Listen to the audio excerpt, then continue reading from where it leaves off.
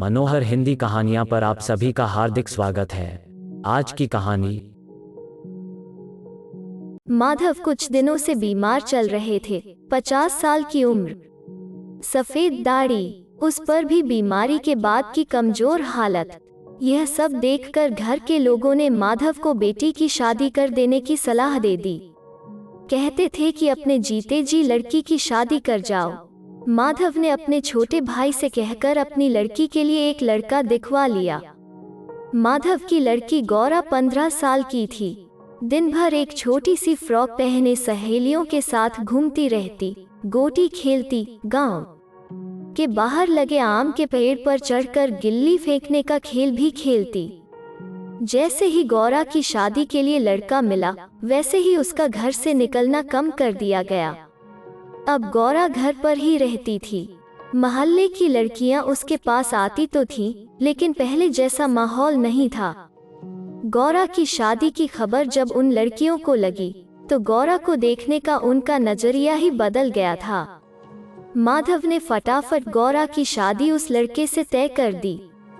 माधव की माली हालत तो ठीक नहीं थी, लेकिन जितना भी कर सकते थे करने में लग गए। शादी की तारीख आई। लड़के वाले बारात लेकर माधव के घर आ गए। लड़का गौरा से बड़ा था। वो 20-22 साल का था।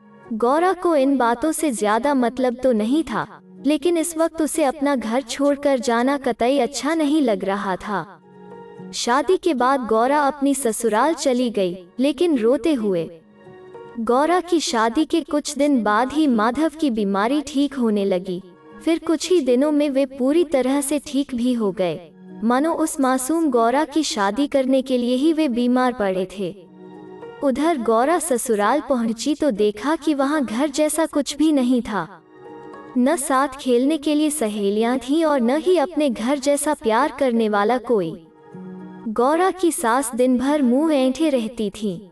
ऐसे देखती कि गौरा को बिना अपराध किए ही अपराधी होने का एहसास होने लगता।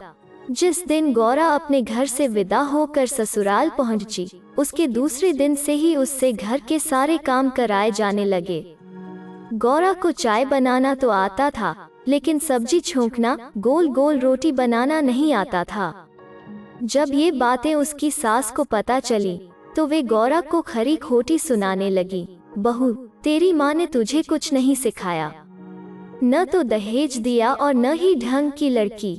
कम से कम लड़की ही ऐसी होती कि खाना तो बना लेती। गौरा चुपचाप सास की खरी खोटी सुनती रहती और जब भी अकेली होती तो घर और माँ की याद करके खूब रोती। दिन भर घर के कामों में लगे रहना और सास भी जानबूझकर उससे ज्यादा काम कराती थी। बेचारी गौरा जो सास कहती वही करती। शाम को पति के हाथों का खिलौना बन जाती। वो तो ठीक से 2 मीठी बातें भी उससे नहीं करता था। दिन भर यार दोस्तों के साथ घूमता और रात होते ही घर में आता, खाना खाता और गौरा को बेहाल कर चैन से सो जाता। एक दिन गौरा का बहुत मन हुआ कि घर जाकर अपने माँ बाप से मिल ले। माँ से तो लिपट कर रोने का मन करता था। मौका देखकर गौरा अपनी सास से बोली, माताजी, मैं अपने घर जाना चाहती हूँ। मुझे घर की याद आती है। सास तेज आवाज में बोली, घर जाएगी तो यहाँ क्या जंगल में रह रही है? यहाँ कौन सा तुझ पर आरा चल रहा है? घर के बच्चों से ज्यादा तेरी खातिर होती है यहाँ, फिर भी तू इसे अपना घर नहीं समझती। गौरा घबरा कर रह गई, लेकिन घर की याद अब और ज्यादा आ रही थी। दिन यूं ही गुजर रहे थे कि एक दिन माधव गौरा की ससुराल आ पहुँचे। अपने पिता को देख गौरा जी उठी थी। भरे घर में अपने पिता से लिपट गई और खूब सिसक सिसक कर रोई। माधव का दिल भी पत्थर से मोम हो गया। वे खुद रोए तो नहीं, लेकिन आंखें कई बार भीग गईं। उसी दिन शाम को वे गौरा को अपने साथ ले आए। घर आकर गौरा फिर उसी मनभावन तिलिस्म में खो गई। वही गलियां, वही रास्ता, वैसे ही घर, वही आबो हवा, वैसी ही खुशबू। इतने में माँ सामने आ गईं। गौरा की हिचकी बंद गई। दोनों माँ बेटी लिपट कर खूब रोईं। घर में आई गौरा ने माँ को ससुराल की सारी हालत बता दी और बोली, माँ, मैं वहाँ नहीं जाना चाहती, मुझे अब तेरे ही पास रहना है। माँ गौरा को समझाते हुए बोली, बेटी, अब तेरी शादी हो चुकी है, तेरा घर अब वही है। हम चाहकर भी तुझे इस घर में नहीं रख सकते। हर लड़की को एक न एक दिन अपनी ससुराल जाना ही होता है। मैं इस घर आई और तू उस घर में गई। इसी तरह अगर तेरी लड़की हुई तो वो भी किसी और के घर जाएगी। इस तरह तो कोई हमेशा अपने घर नहीं रुक सकता। गौरा चुप हो गई। माँ से अब और क्या कहती। जो सास कहती थी वही माँ भी कहती हैं। रात को गौरा नींद भर सोई। दूसरी सुबह उठी तो साथ की लड़कियां घर आ पहुंची।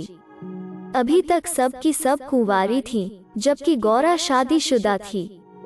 वे सब सलवार सूट पहने घूम रही थीं, जबकि गौरा साड़ी पहने हुए थी। आज गौरा सारी सहेलियों से खुद को अलग पाती थी। उनसे बात करने और मिलने में उसे शर्म आती थी।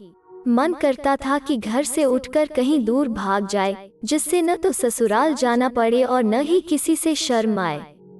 सुबह के 10 बजने को थे। गौरा ने घर में रखा पुराना सलवार सूट पहना, जिसे वो शादी से पहले पहना करती थी, और माँ के पास जाकर बड़े प्यार से बोली, माँ, तुम कहो तो मैं थोड़ी देर बाहर घूम आऊं? गौरा बोली, हाँ बेटी, घूमा, लेकिन जल्दी घर आ जाना।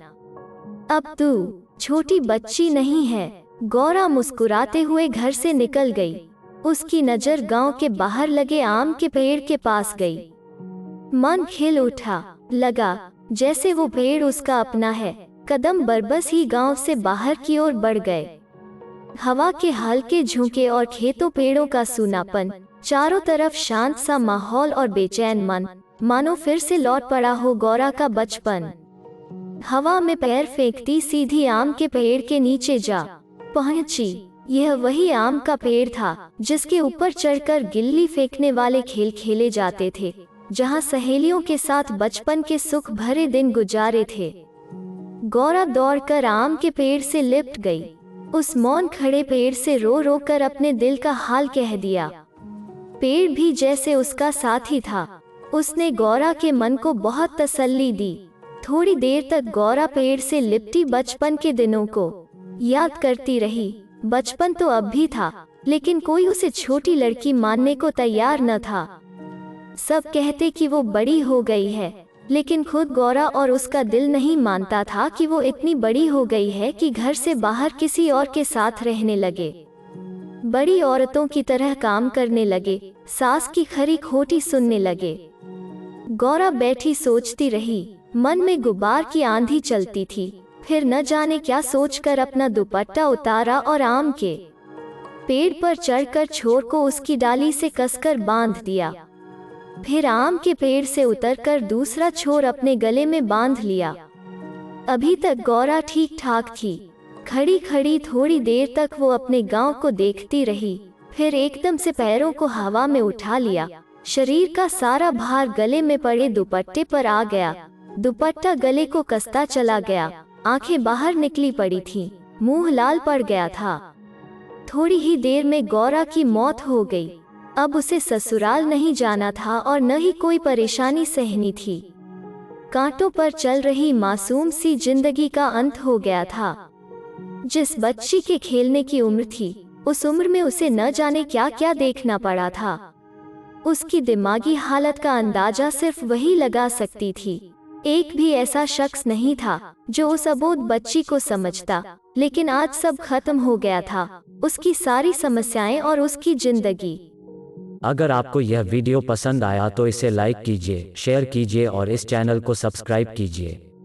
धन्यवाद।